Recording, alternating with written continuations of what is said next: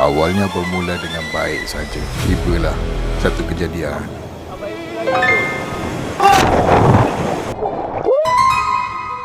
Saatnya sudah Alisa tadi. Mana drone tu? Drone lah. Mana drone tu pak?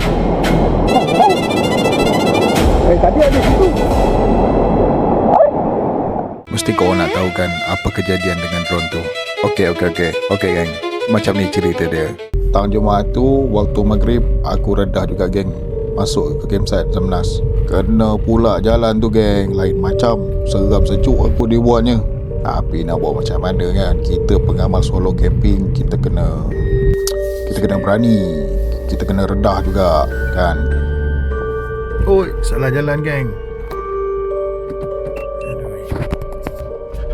Oh, dia kena turun bawah. Dan kena salah jalan pula geng. Ngam-ngam dekat tangki air tu. Seram weh masa tu. Tapi macam mana pun kita kena tenang. Alhamdulillah, aku pun sampai dekat Zamnas Wild. Ketibaan aku di campsite, aku disambut oleh kawan-kawan. Ini dia teman. Dia kata aku fighter.